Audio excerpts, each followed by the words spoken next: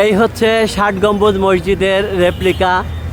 দেখেন আর একটা ৬০ গম্বুজ মসজিদ, এটা হচ্ছে ময়লাপোতায়। আর ঠিক ময়লাপোতার সবচেয়ে পুরনো বড় মসজিদ এটা, অনন্য সুন্দর। এর চারদিক দিয়ে রাস্তা চলে গেছে। এই ময়লাপোতা মোড় ব্রিটিশ আমলে 1886 সালের দিকে, এখানে আমি ব্রিটিশ আমলে আর কি এটা খুলনা শহর শুরু হয়। তো এই সব জায়গায় আমি নিজে দেখেছি 1980 সালের দিকে। সেটা হচ্ছে হ্যাঁ কাদা মাটি পুই করতো। আর এই হচ্ছে এই ময়লাপোতা, শুনতে খারাপ লাগে দেখে সোনাপাতা মাধ্যমিক মানে এই বিদ্যালয় এটা। আর সোনাপাতা মাধ্যমিক বিদ্যালয়, কিন্তু এটা হচ্ছে সরকারি প্রাথমিক বিদ্যালয়।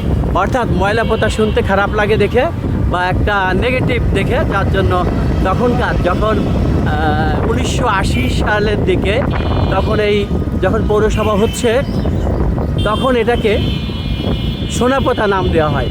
কিন্তু তারপরেও কেউ সোনাপোতা বলে না, ময়লাপোতাই বলে। কারণ এর সেই পুরনো ঐতিহ্য এবং লোকমুখে যে শ্রুতি, অর্থাৎ জনশ্রুতি ঠিক না, অর্থাৎ মানুষ যেভাবে বলে আসছে সেটাকেই এখনও মানুষ রেখেছে। সোনাপোতা কেউ বলে না, কিন্তু আদৌ এখানে কেউ সোনাপোতা বলবে কি না, কিন্তু সরকারি নাম হচ্ছে সোনাপোতা।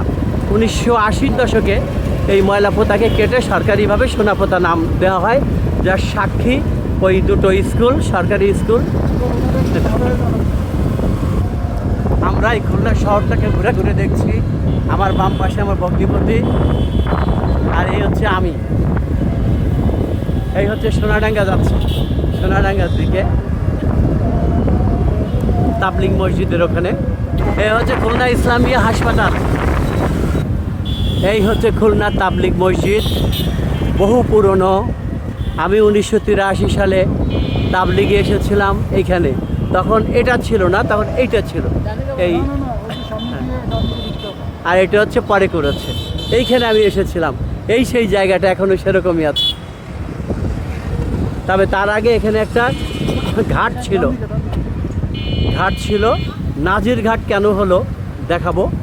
এই জায়গাটা খাল ছিল, মরা খাল।